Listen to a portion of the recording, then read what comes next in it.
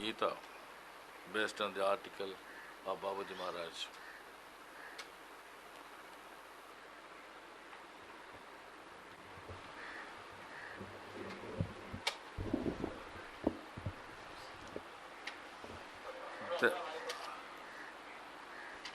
There are quite a few occasions when we had discussed about the importance of Lord Krishna in our system and tried to dispel the notions that we have nothing to do with the tradition and we are some sort of independent people.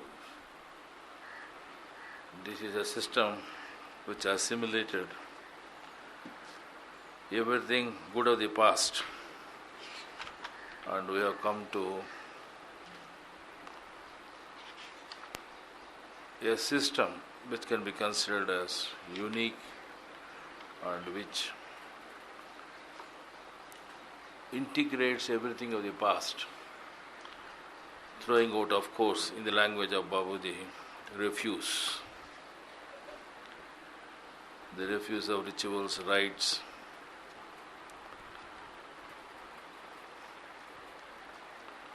keeping only to the barest minimum what is required for our sadhana.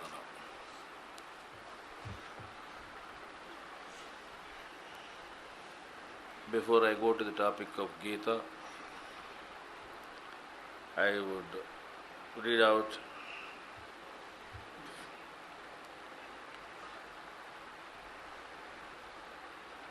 what the Master has to say regarding the avatars. I do believe in the theory of avatars, and Lord Ramchandra was one of them. He was of immense help during his own regime, but with the advent of Lord Krishna, the regime of Lord Rama was over. It may appear that this is something new. It is not so. This is tradition. When the new avatar comes, the old avatar ceases to have relevance. For historical reasons, the worship of Rama was restored sometime in the 12th century, and our first temples of Rama were constructed only then. Many people may not be aware of these facts because we tend to accept what is generally believed. And Heidegger's theory applies that a lie told several times becomes a truth.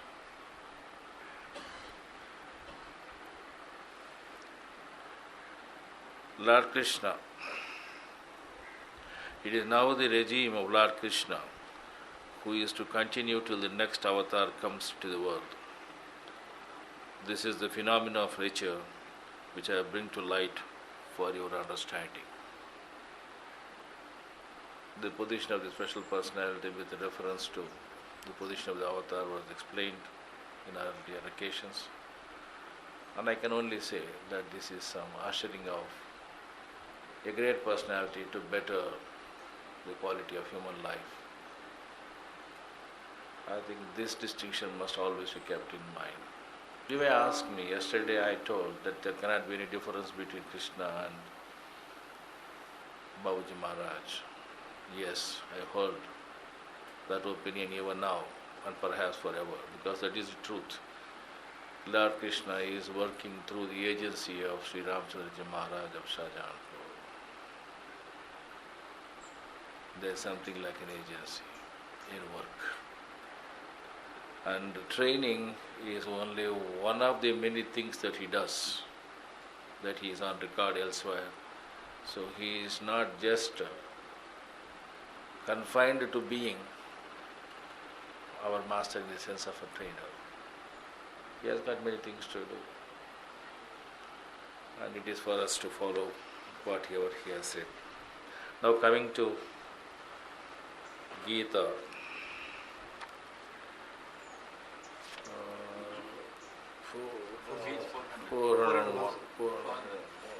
We kept the paper there, but still.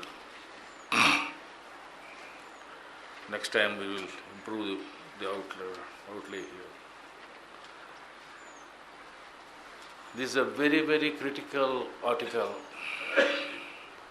which must be understood in its proper perspective. The same approach I have taken yesterday of going through the message, I will adopt now also. Before that, because most of us think that we know something about surrender,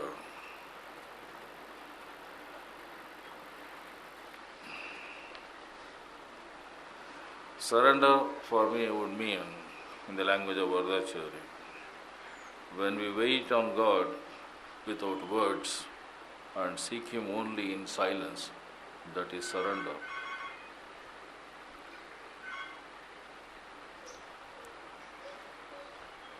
Then He takes hold of our hands, so to speak.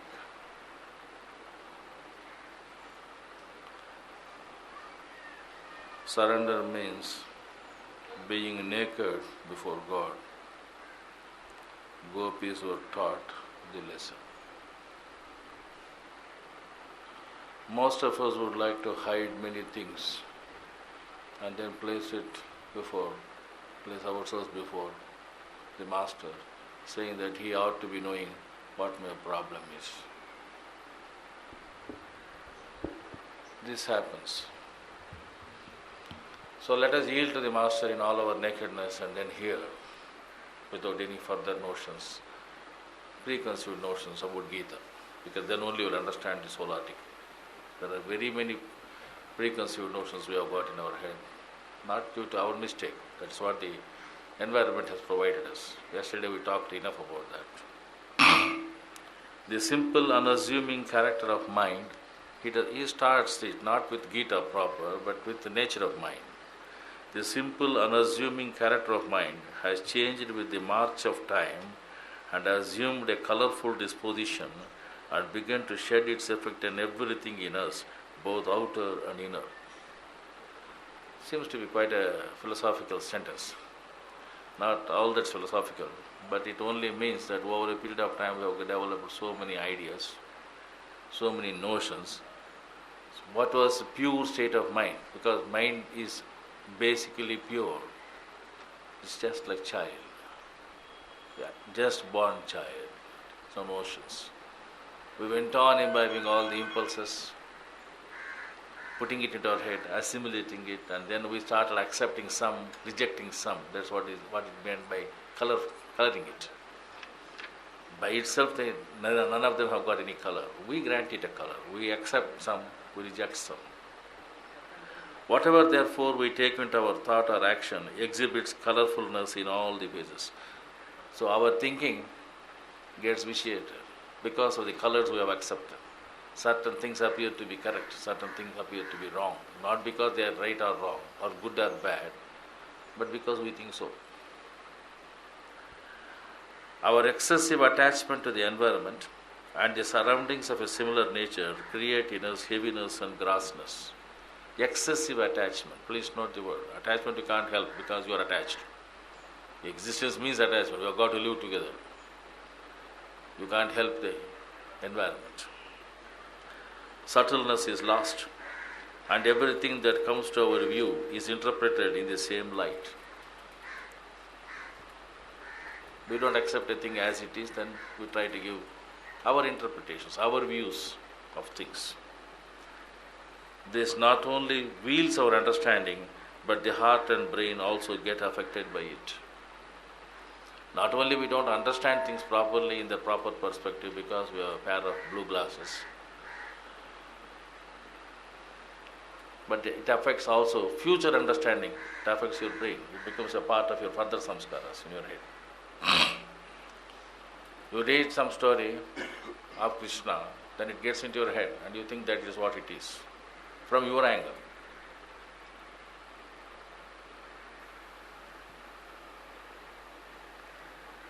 It was the same tendency of mind which displayed itself through all the writings of men of knowledge and learning. Now here is a revelation to all of us, that whoever is trying to write, and we are also writing, and they give our opinions. the way in which you have understood the subject. It sometimes helps, it sometimes spoils. But simplicity is our approach. Behind everything there is a nakedness of silence. That is the ultimate goal.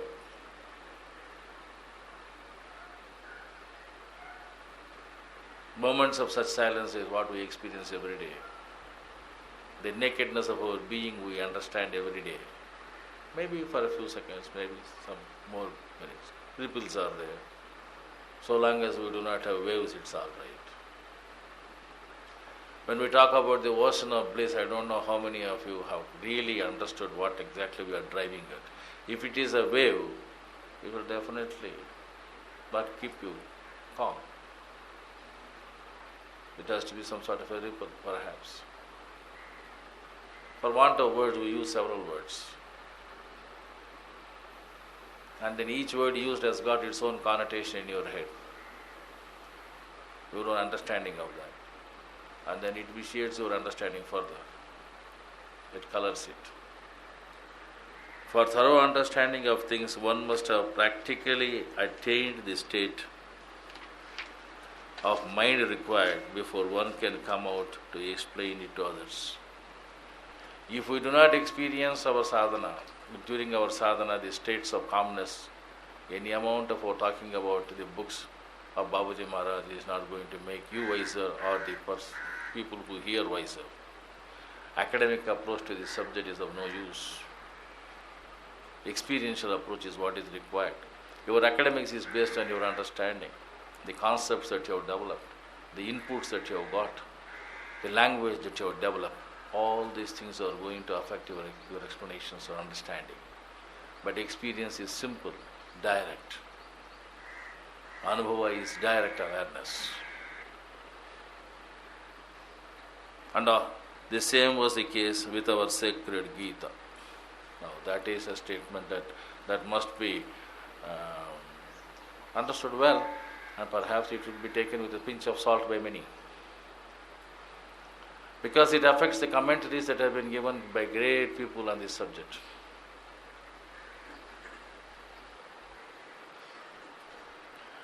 I may say here that Gita Bhashyas given by the great Acharyas are attempts to substantiate the relative points of view of the Acharyas. Whether it is the Advaita or Vishtadvaita or Dvaita or the Veda, each one of the commentaries that they have given is only trying to substantiate their point of view and not to tell what exactly is the truth. That is the misfortune. We inherited it. I get attached to Ramanuja, somebody else get attached to Sankara, a third person to Nimbarka. Then what shall we do? We fight. We go on arguing. Saying this is correct, that is correct. We don't try to understand what Lord Krishna said. There are numerous commentaries and more are still being added. That is true. I must tell you, both myself and my brother Parsa, they had intention of writing a Gita commentary. We wanted to write the Sahajimar commentary for the Gita. Then we went through this article, both of us came to the realized position that better shut up our mouth.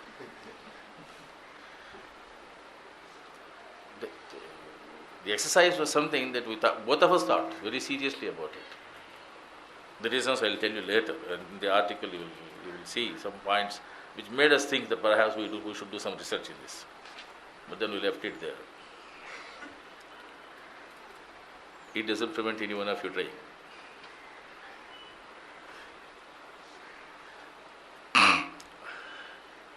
Almost everyone attempted it from his level of learning and reason. Please note it, learning and reason. For the people to understand it from the same level of thinking. You come to a level, then according to that level you expect other man to understand. But though their physical labor in this respect may be appreciable to some extent, the actual purpose is not served at all.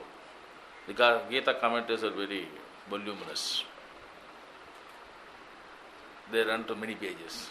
Quite a lot of physical effort have gone. Those days, poor people who without any computers to type, without any light. They must have put a lot of physical labor in relative darkness, without light, without the medium of ink, writing on some leaves.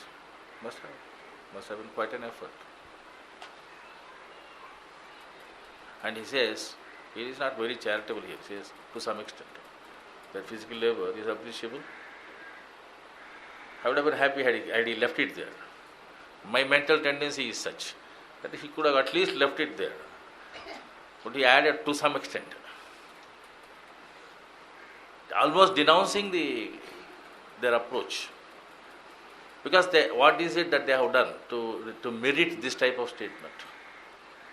If you put that question, they try to misinterpret God's version. And that is something that nobody can accept. And that requires to be denounced. So the denunciation is not because we don't accept their learning or reasoning, but because there is a total perversion of what the great master was telling, the Gita Acharya was telling. The actualist purpose is not served at all, and to be more frank, the commentaries have made the original text all the more complicated by putting the bare truth and the coverings of misconceptions. This is the mistake that warrants us to take a very critical view. In other words, we increase our own limitations by adding more and more complexities to it. I can, in this connection, tell a very good feeling expressed by one of the abhyasis. Accustomed to sing stotras or hear some songs, all divine. He said, those things are affecting my meditation and therefore I am leaving that. Very few people have got that much of wisdom to arrive at, because we try to continue to recite those slokas or poems or songs or whatever it is, all in the divine name, during meditations. You can surely do it otherwise. But his objection was not that of doing it otherwise. He says, because I do that, that's a grossness that has come and is affecting my meditation, because during meditation it affects me. It's a very practical experience. Most of the abhyasis must have had it. But they have not got that wisdom, that tinge of wisdom, to live it. Because grossness clicks. It gets itself attached. It may be Hare Rama, Hare Krishna, or it may be something else. It does not matter much. I don't want to go into the details, nor mention about any person, but the diary was something which made me feel, yes, here is a viveka of a different order, which is generally passed on as a sattvic nature. Yes, it's passed on. Nothing wrong about it. That's what we generally take it. Who said it? My tradition said it. That is the coloring I have got. That is a notion that I have got from somebody else. Over a period of time, I developed this. Similar is the case for the worship of God, who is represented as physically similar to man, with the only difference that he is a superior being and has a bigger sphere in proportion to his bigness. This perhaps is a very, very indirect reference to what we call the Vishwarupa Darshana that was given, where you have got the portrayals today made of Vishwarupa Darshana saying that he is a very, very mighty being with from top the head touching the heavens and the feet touching the patala, all sorts of things.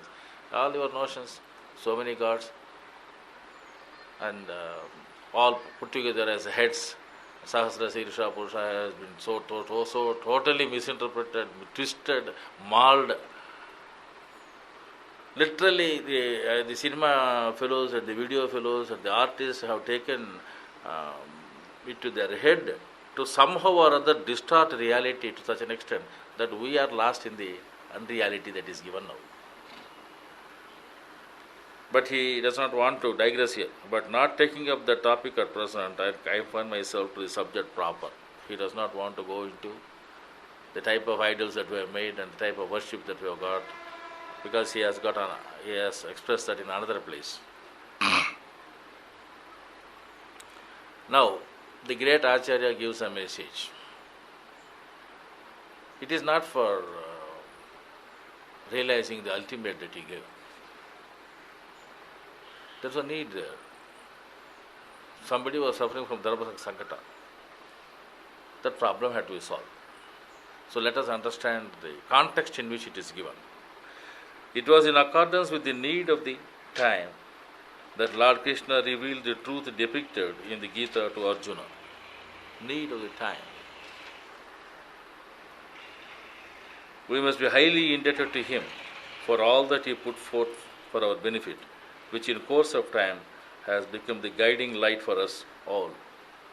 So here is a positive assertion that what tradition has been saying, that Gita is a source from which we can draw inspiration. He never said no. If you read earlier paragraphs only, you will come to the conclusion that he has objected. What he has objected to was the commentaries, not the Gita proper.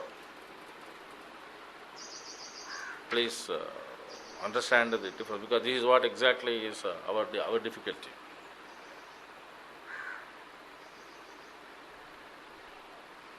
It was not merely an idle discourse, but the actual revelation of the very thing needed for a true pursuit of the divine path, not for realization. The divine path is to be in tune with the divine. Here, live with the divine, express the divine, show his greatness. Nothing to do with realization as such. The divine path ultimately takes you there. Here the point is the thing needed for a true pursuit of the divine path. Kindly note the words. They relate directly to the various conditions which an abhyasi passes through during the course of his march. We will have occasion to talk about it down. It related to the practical realization of those conditions which can be attained through proper sadhana. We must in this context remember that Arjuna was always having the company of Lord Krishna in his life. He is one of those fortunate persons. His exposure to Krishna is something that is continuous and constant, and he made himself a devotee. There was a sadhana going on simultaneously, which the Mahabharata may not talk to us. But if you apply your head and then start thinking, if a person has been living with the master all the time, he could not help at least a certain amount of the effect of fermentation. There was a sadhana going on. At least he had the wisdom to seek his guidance at the appropriate time. And this he has been doing all the time. That Viveka is there. That I do not know, he knows more. God knows more. Let us seek his guidance.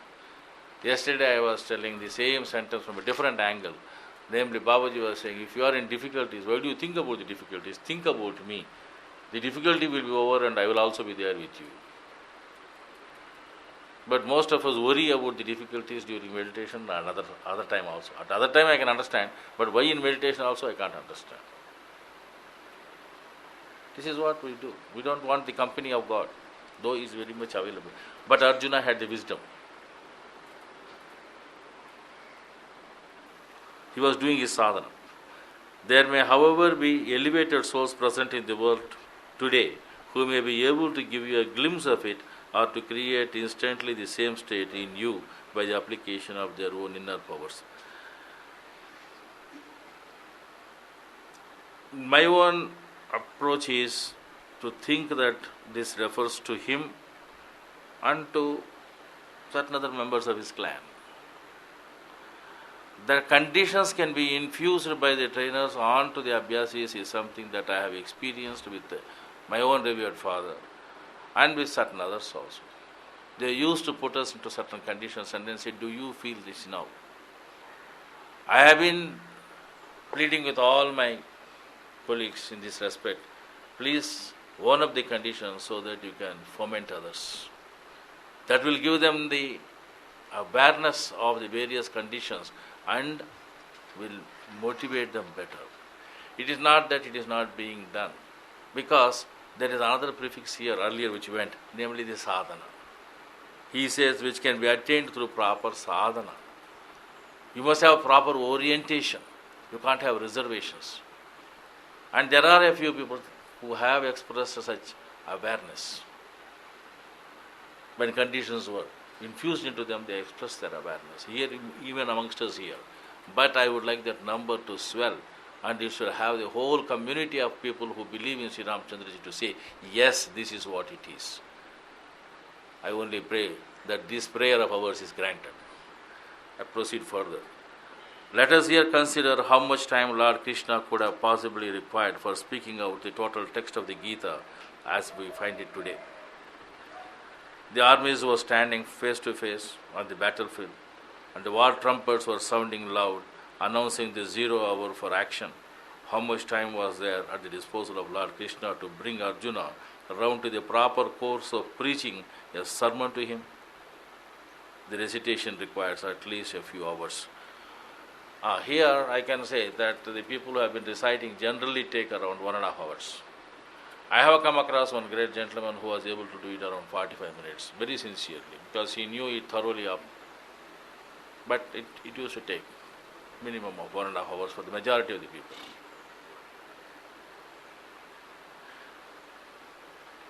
How could that be possible at the critical moment? This is, of course, one of the commonest criticisms against Gita.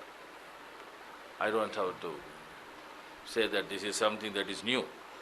But then he comes down with a different answer. He doesn't say all these things to prove that Gita was a false thing like my Christian missionaries would ask me to believe, or some Sanskrit scholars who would say that this has been interpolated later into the Bharat, into the Parva. Right? This is how, these are all the various viewpoints. Taking into consideration this point, that it will take a long time.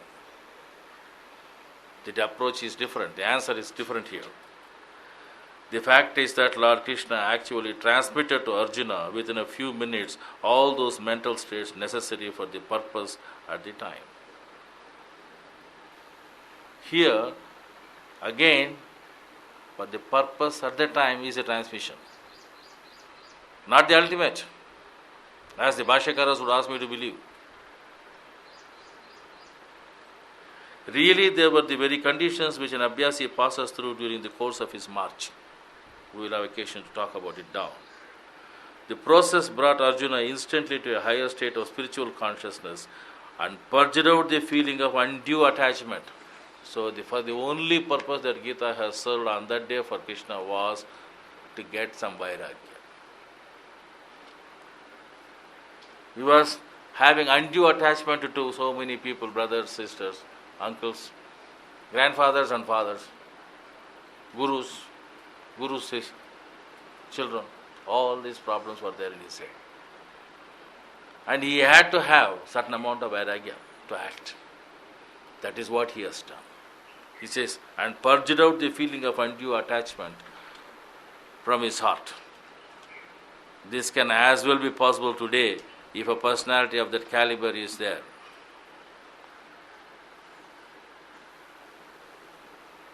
I would ask you to note, the condition of Arjuna is something that is a must if you want to have such a condition given to you. Do we feel the need so much? Is there a Dharma Sankata problem for us to that extent that Arjuna was having? Don't compare yourself to anybody who is an Arjuna. Have you not compromised yourself earlier on all Dharma Sankata issues? You have found your own answer. You did not feel the Dharma Sankata. Then where is the question of getting help? Where is the question of getting the vairagya? Who is to grant whom? Do you ask that? Puchame tvam dharma sammoda chayataha. Is that what is your condition? You are compromised. Your dharma says that there is a basic dharma that you should perform your meditation. That is a basic dharma. There is a duty. But then, sir, my wife does not permit it. She says that there is a marriage for which I have to go and therefore I have gone. But at that time, did you ask this question of Dharma Sankata to God and then say, please tell me what am I to do? No, you took a solution on your own. You took a decision on your own. And we say that you sit in a particular place for meditation, have a separate seat for that. No, sir, I would like to sit in my drawing room, or I would also like to sit in a super bazaar. Yes, you are capable of saying all that. All Dharma Sankata problems have been solved. You have got your own solutions. Your viveka is such. But then that great man, because he was an abhyasi, he was a sadhaka himself, Arjuna, he asked him, what is it I am supposed to do? I seem to be facing a big problem. He was not an incompetent warrior who was asking, pleading for mercy from God, saying that please support me so that I can fight the war. He was not asking for help for fighting the war. That was not his request. He was not saying, sir, please give me the confidence to fight the battle. No, he did not ask for that. Because most of our misunderstandings are like this. But as it is too commonly witnessed, people hear and recite Gita for their whole life without taking the least effect thereof. I don't have to say anything more on that.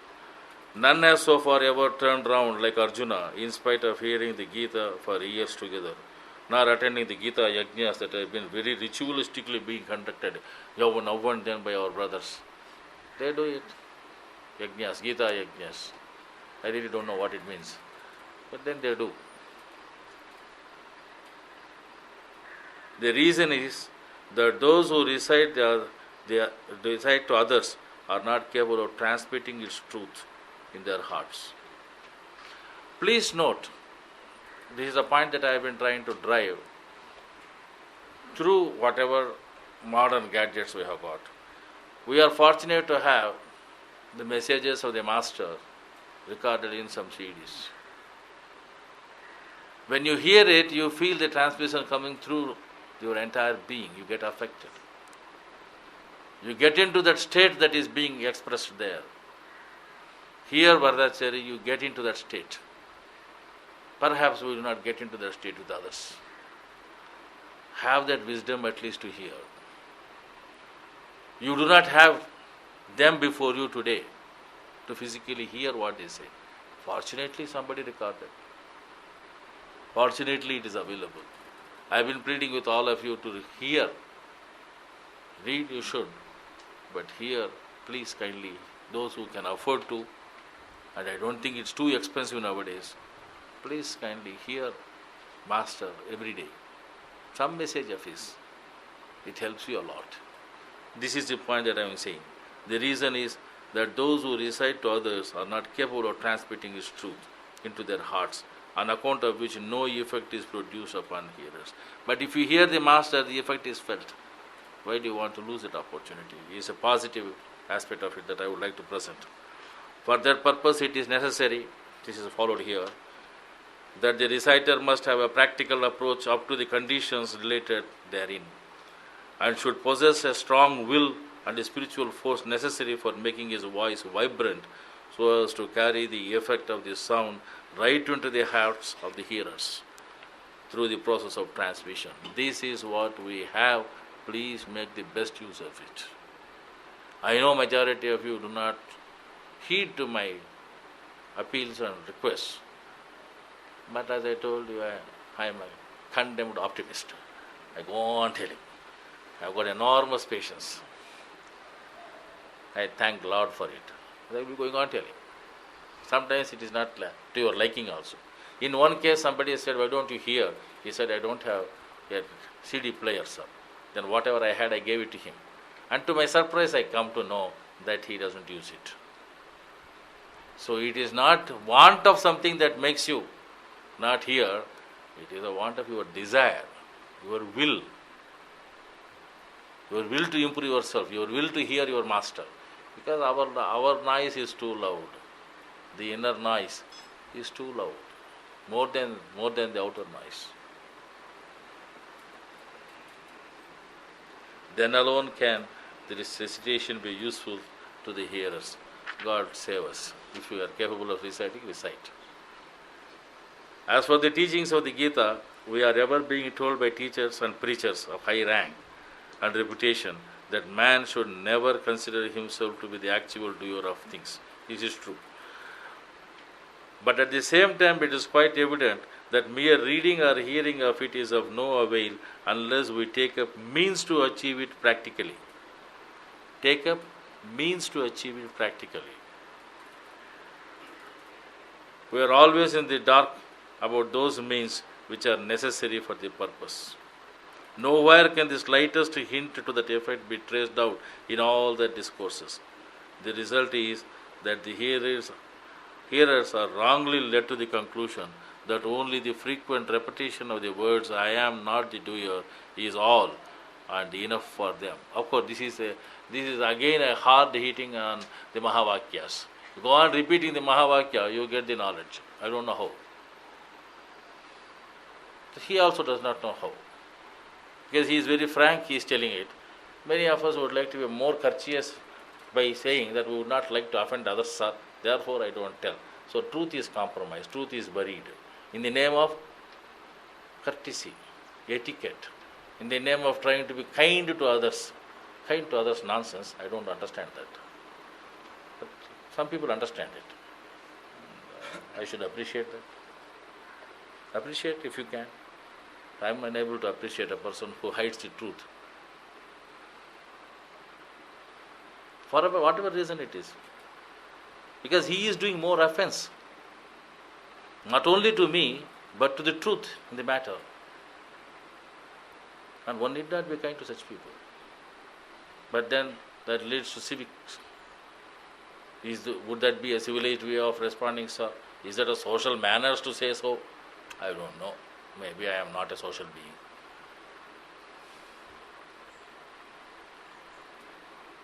If frankness is something that makes me not a social being, I would prefer to be that. Why should I give up frankness? Why should anybody give up frankness? Anyway, that makes you think. It is in fact an inner state of mind which an abhyasi, in which the practical actions of the abhyasi do not create impressions upon the heart. This is almost a sentence seemed to have been lifted from reality at dawn. There he says you develop, that is the first step in our system, he says, you develop this attitude. I am here to support you. Think that the effect of the Pranahuti makes you feel the presence of the divine.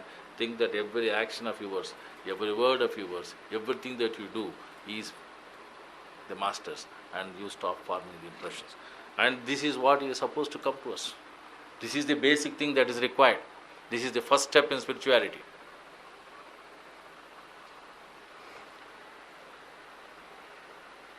Impressions upon the heart, they don't get created. What exactly it means? Yesterday we were talking about it from a different context, and he said the future is abolished.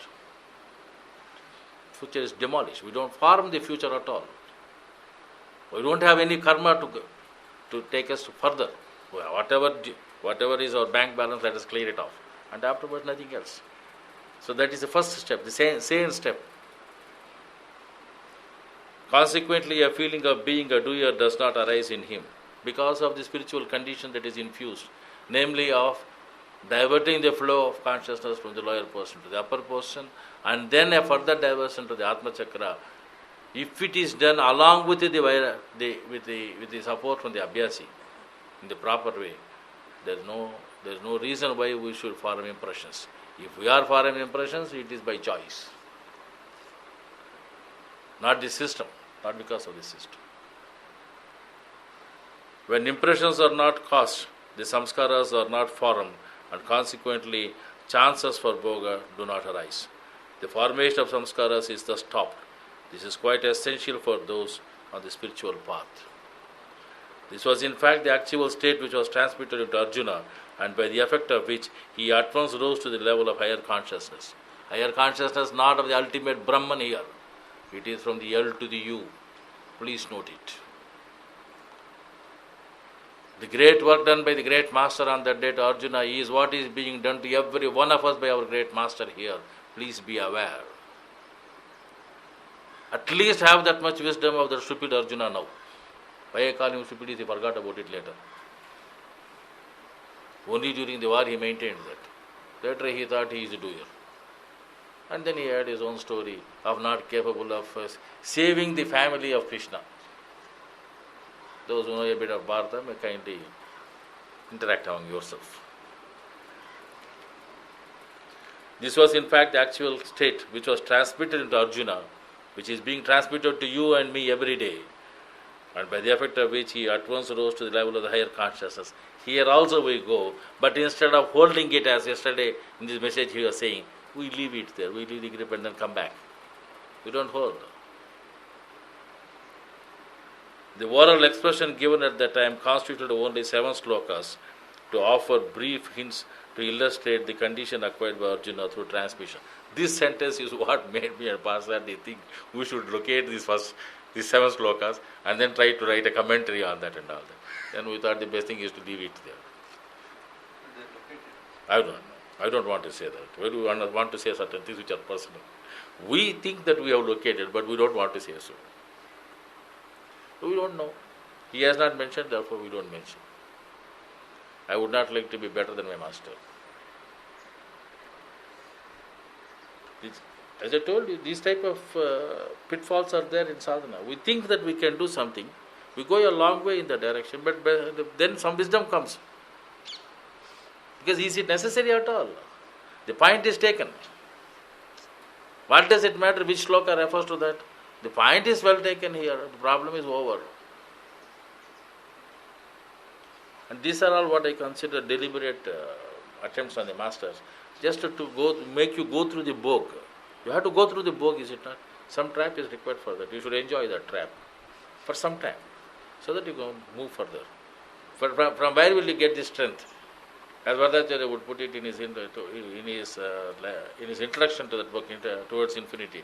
For each knot, if you get the condition, from that almost like a rocket, you get the power from that to move on to the next, shoot up to the next. So from where do you get this? The higher conditions. You have to get only like this. You have to think about it. Then the power is generated. Then wisdom dawns. Then you move on. Then you get to know. Almost similar to our Towards Infinity. The next paragraph really starts with the state of Atman. Viveka and Vairagya are over. Now the state of Atman described in the Gita is a further clarification of the same point. When one has practically attained that state, he begins to feel the same all through. This is in fact the actual state of realization. Now not the ultimate realization. Great stress is laid on the Gita upon nishkama karma, or desireless action. One may go on saying like that forever, still it may never crop up within him unless he adopts the means and practices for its achievement.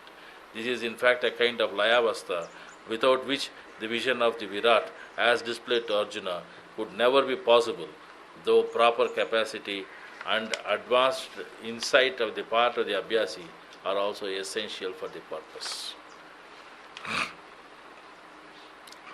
Now, why I said that realization is not the ultimate is based on this sentence. This is in fact a kind of layavastha. It is not the ultimate Brahman laya. The mistake is that of the typist who put the capital R instead of the small r. You realize certain things at several levels.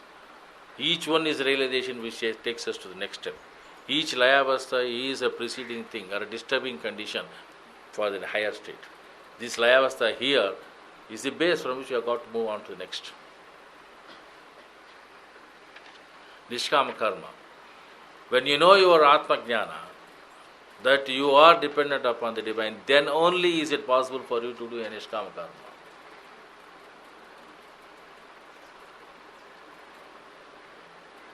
To think that everything is being done by the master is the first step. It is not directly Nishkam.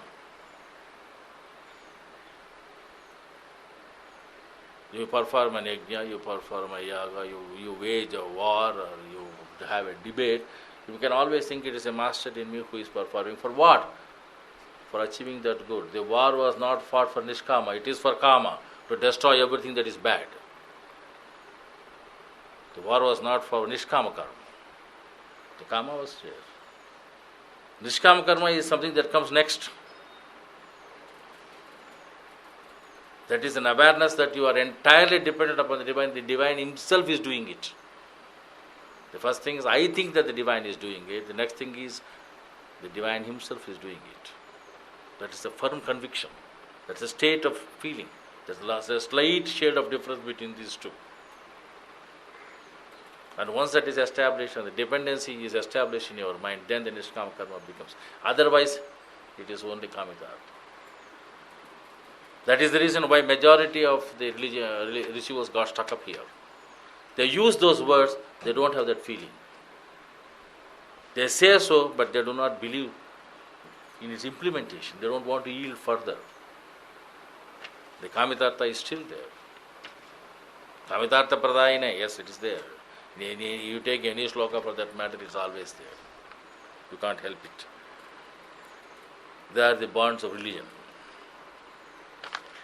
Now here he says, this could never have been possible, though proper capacity and advanced insight on the part of the Abhyasi are also essential for the purpose. Please note it, that such a Virat, if you want to have, you should have that much of insight on the part of the Abhyasi, and also essential. That is essential for the purpose. It is a long association with the Lord, as I told you, and the awareness of his being a savior that granted him is that vision. The vision is consequent to that. That is my approach. I feel that because it was a very long approach with him, long association. And all the time, not taking him just as though he says, you are my dearest, you are my friend, you are my intimate, all sorts of things he said.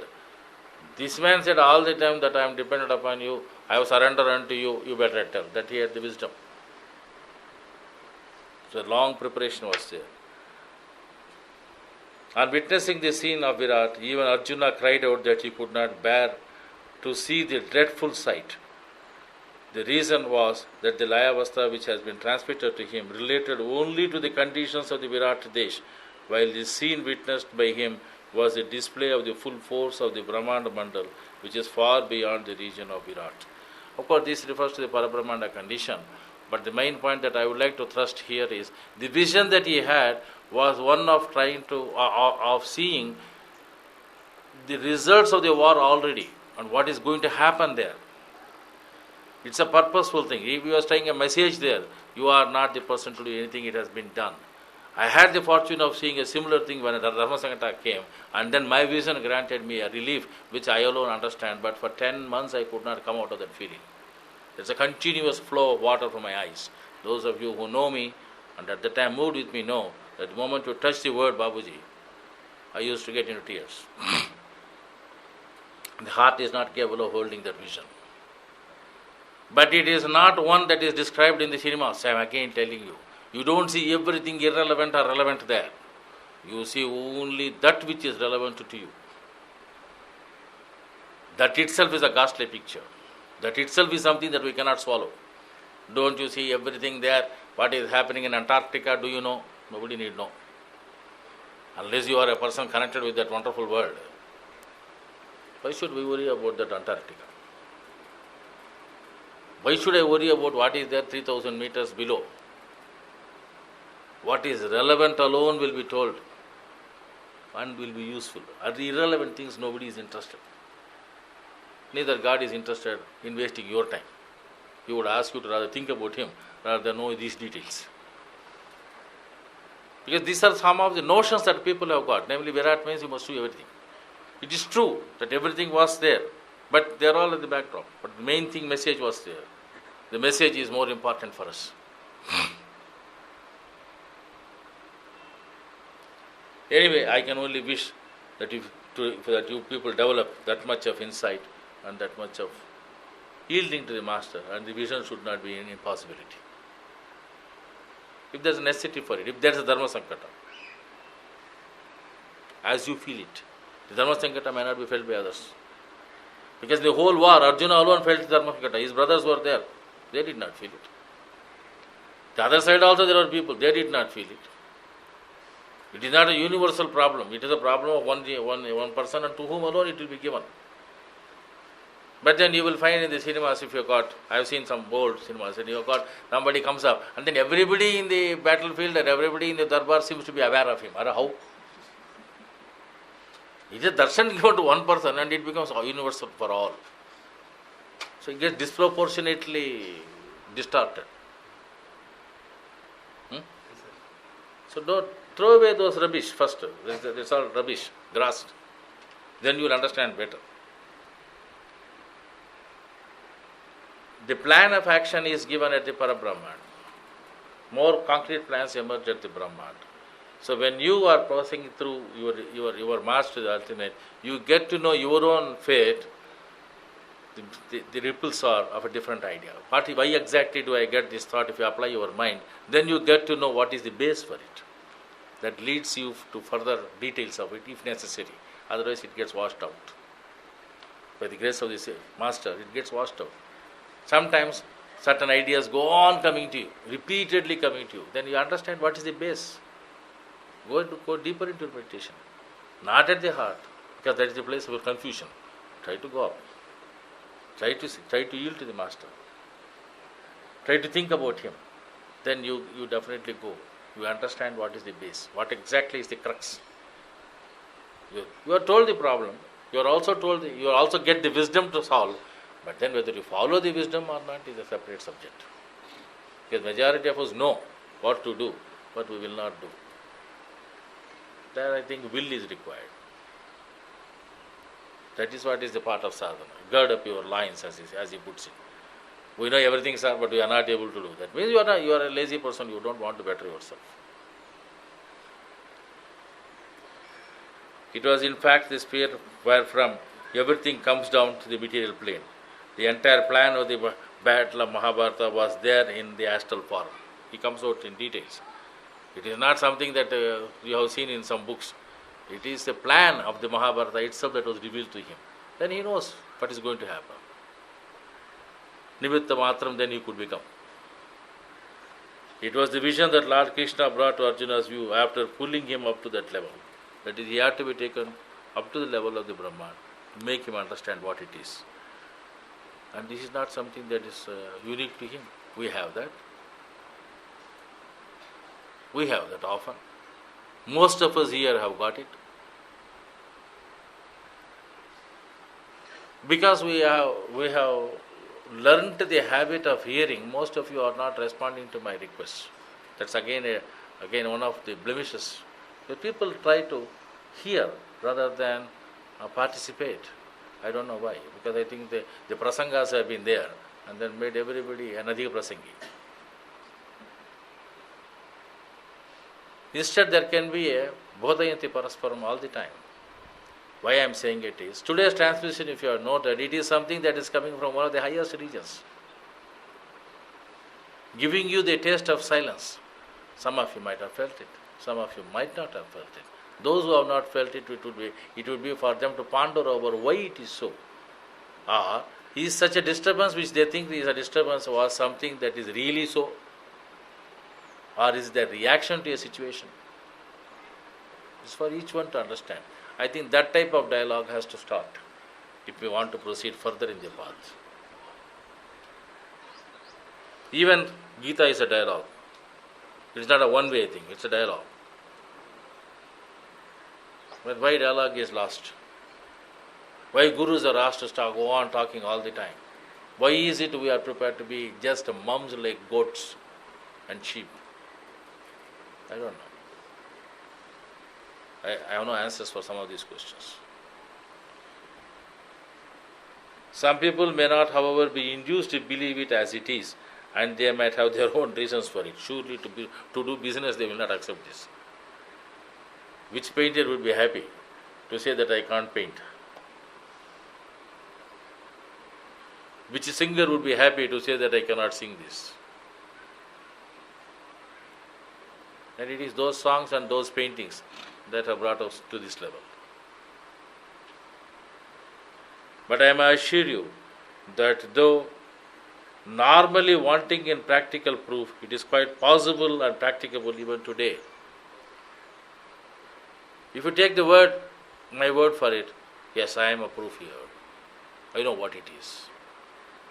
And my aspiration is that every one of us here should be having that. And it is not an impossibility, provided you have a dharma sankata of that nature. Do you respond to your problem with such seriousness? I do not know. I was blessed. I was trained like that. I can't accept things unethical. That's why I am generally accused of being very, very rough. Honesty is always rough. Nijam nishtur. You won't accept it. But then when the system itself was getting into difficulty, and with the cooperation of all of you, we are now trying to present the system in its purity, I had to face this question. I had to go and ask my master, am I to continue or am I to leave? Are you a hoax? That's the question that was in my hand on that day. That was the question. That I had the question I had to ask him was, are you a hoax? If A and B are the points that need not be meditated upon, why did you write that efficacy? Why don't you withdraw that?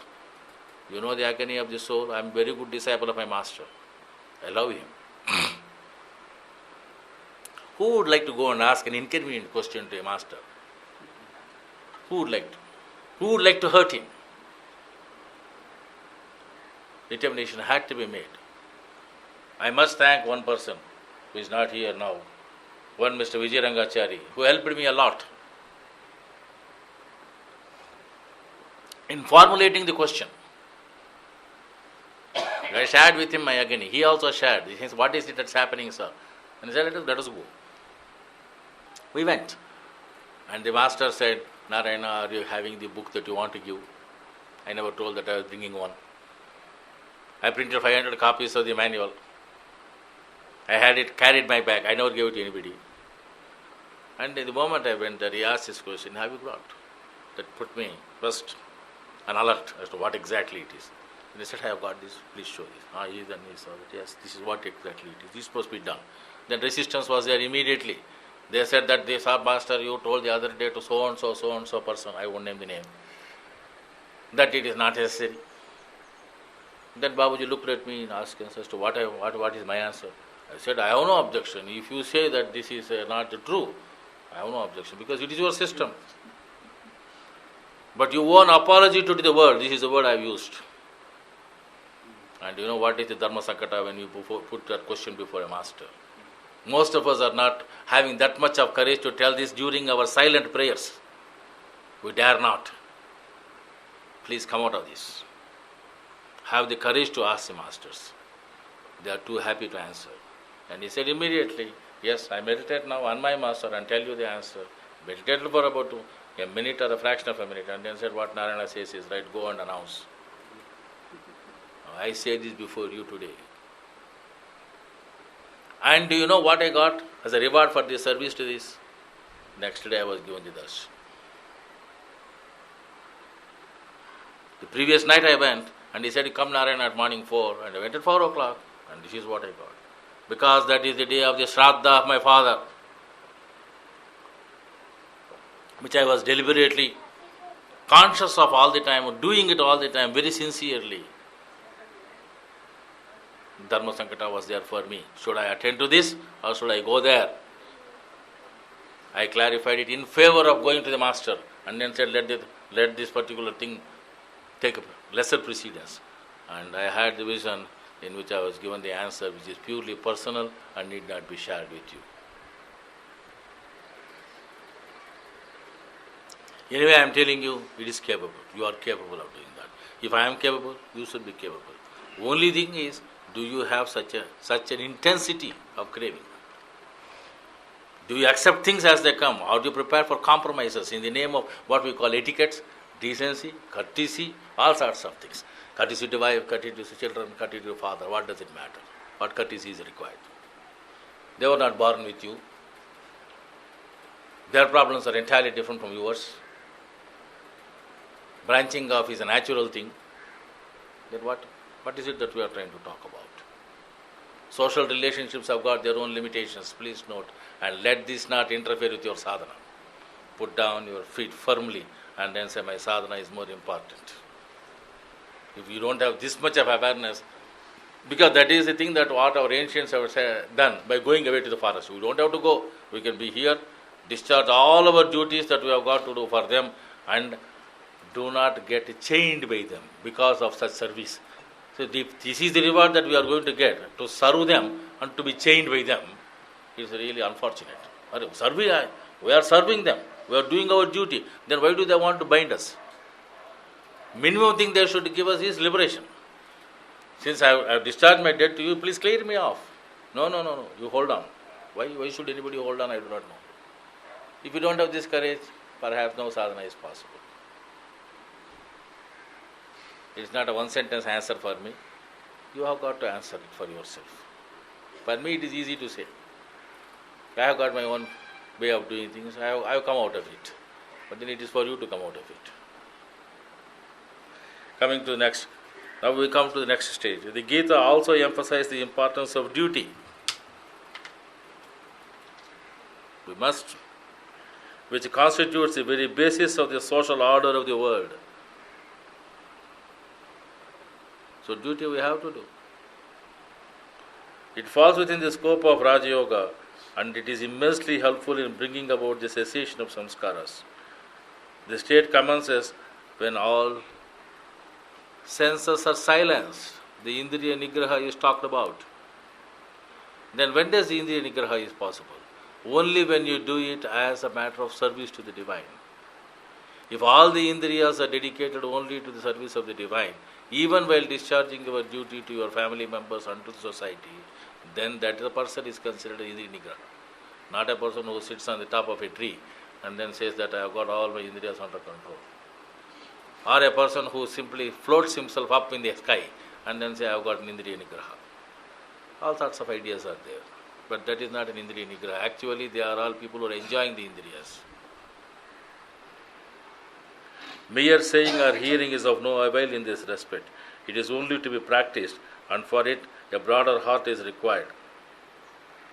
It is not so easily attainable in a brief span of time. Please note it here. Majority of us have got this problem of controlling the Indriyas, and we say, sir, please meditate on points A and B. Sir, immediately next day he says, sir, it is not controlled. Please note here, it is not easily attainable in a brief span of time. It's a persistent effort is required. Persistent labor with proper means is essential for it. The means were given by the master. Persistent effort is your job. It is likely that people may not pay heed to what I say herein, but soon the reality which has, due to the effect of time, got covered with complexities, shall be unmasked, made naked, and the people shall begin to realize its true significance. So however much we try to misinterpret our master, please note that he is definitely going to unmask it. So don't make any such effort. Best thing is to be in tune with him. Don't say this is not important, sir, we will try, we are most surrendered people. As I said at the beginning itself, people who think they are surrendered, they have surrendered to their wishes. And would like their master also to surrender to their wishes by saying that please grant me this wish. You wish, I have no objection for that. So master is being asked, saying in the name of surrender, say that he should grant this wish. So not only you surrender to your wish, you would also ask him to surrender to your wish. That is prayer. May the time come soon, and he has got the famous Amen. He is not also sure. He has to pray there. The great master is in troubles here. That is the amount of grossness that we have picked up. But he says Amen. It is happened. So they see the sarcasm, see the plight, see the disgust, see everything behind that word. Blind faith has both its advantages and disadvantages. It may be of immense value where the guide selected happens to be really one of the greatest caliber and one who has attained the highest approach, like Lord Krishna. Surely Arjuna was saved. Blind faith, surely blind faith. There is nothing else. He had enormous faith in Krishna and then he accepted it. If you pardon me, if you also share with me the same feeling, you will agree that I have also the same blind faith in the same master I have. Blind faith in whatever he has written. Even when it is intellectually contradictory to me, I don't question him, I question myself. Perhaps I am wrong. My input is wrong. Better rethink about the whole thing. Have faith in what he said. As he himself said that in the beginning of this article, he says, enough rubbish we have collected. We try to see with those colorings. We try to understand the master from our angle. Not from the angle from which he is talking, but from our angle. Without laya, you don't understand from his angle.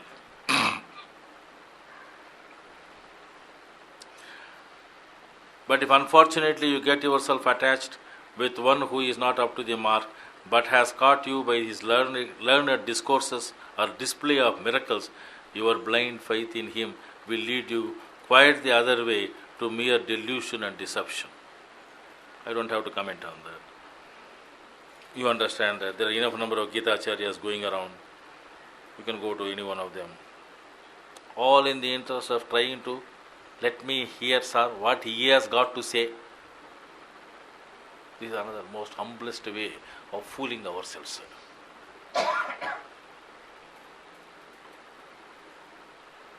There is nothing wrong in reading that literature, sir, so that I may apply my wisdom. That means you don't have faith here. If you have faith, you will not care to see other books. I have been having a lot of dialogue with my brother. I tell him, don't read all rubbish. And he insists that he should read. Because his mind is always itching. The brain itches, Body itches, we know. How to get rid of this mind itch? You can't apply any ointment to that. You can't scratch it. It's just not amenable. So you have got the problem. The fermentation alone can make you. So better yield to that master and then expect that. Then this itching will go. Mental itch is a very bad problem with majority of the intellectuals. I have gone through it myself.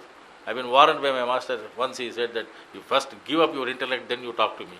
I said, very good. That seems to be an order to obey. And I have been deliberately avoiding reading other books.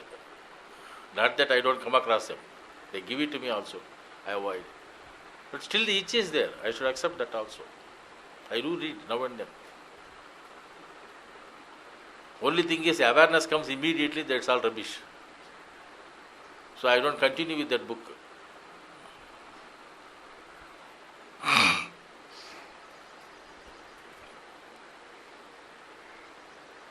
In that case, your shortcomings too will remain out of your view. This is what is happening. People are becoming blind to the blemishes of their master.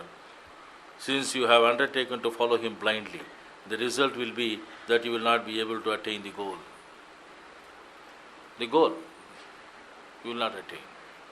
You will attain something else, surely. It is therefore necessary for everyone to think twice and over again before reposing his faith in anyone.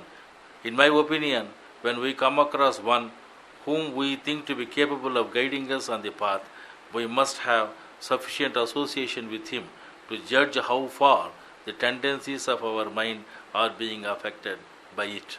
That is, whether they are getting gradually silenced or maintain their usual trend. I have got a clarification to give. People have accepted this, most of us have accepted, that we accept a person before whom when we sit, suppose there is a calmness of mind that is coming, that person must be superior. But it is not a one-time thing. Maybe you don't feel it first time, but that's why he says, you must have sufficient association with him. Just as Arjuna had for long association, you should have association with your person, whoever is the person. Then only come to a judgment. Don't say that I sat before him for a day, sir, and then I did not get calmness of mind, sir, therefore there is nothing in him. It's a very, very bad remark. It's unjust and uncharitable. Because how sensitive you were on that day, now God alone knows. The mistake may not be the other side, it may be yours.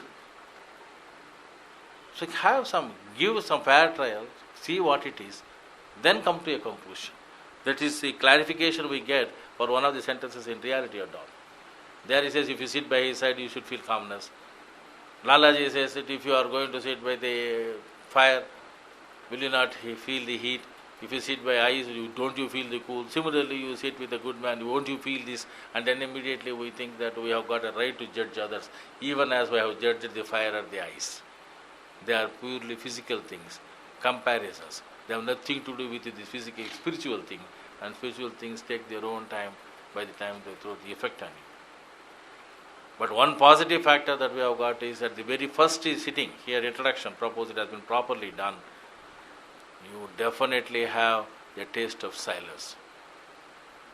Definitely have, even if that is a short period. If you don't have it immediately, as Babuji puts it, within a matter of 6 months, you are going to feel it if you practice it. We must try to understand whether this association is causing the same effect upon our heart as it finally must. In the present age of degradation, such guides or masters may be rare, no doubt, and those having a command over it still rare. Now, majority of the people who are following the system, who are the disciples of Ramchandraji, who are spreading his message, are surely masters who have the condition but do not have the command. There's a relative possession of the command. Some people have it more, some people have it less. And my appeal to all the abhyasis here, because you are also following the same thing, you are masters in your own way. You are definitely trying to be masters of your own self. And there's nothing wrong about it. Don't be slaves. Aspire to be masters. Live as masters. You pass on the message to others. You say that, yes, this is what I know. When if somebody gives you a degree in the university, says that you are an MSc or a PhD, you think that you are a master of that subject. Here you have been accepted by somebody as a fit person for spiritual progress, and that is your masterhood. Already that much of wisdom has come to you. It is not without wisdom you have come. Why do you want to say that you don't have wisdom? Express it in your own way. Foment it to the capacity that you have got. Try to improve your capacity. Try to have your command over the subject more and more. The very presence of you should inspire others. As Babuji puts it in another occasion, namely that be infectious. Your spirituality should be infectious. The other people should not be capable of saying, no, it does not affect me. Infection affects. We should be infectious. Unrest and disturbance is the predominant features of the time. Most of us have got that only. For this, the modern civilization too is responsible to a great extent. We have had occasion to talk about it, and we know that it is so. It now requires a good deal of time and labor to overcome this disorder. Good deal of time and labor, please note it. It is not a miracle that you are going to get. It can be removed only through sincere love and devotion to the Divine Master. That is the last Charma Sloka of the Gita. Sarvadharman parityaja mamekam charanam braja. Aham tvam sarvapapabhyo mokshaishyami ma suchaha. Love and devotion to the Master and yielding to Him totally. That is the state of surrender that we have got. He has been talking about surrender. To whom should we surrender? To a competent person we should surrender, and we have a competent Master before us. With whom should we move?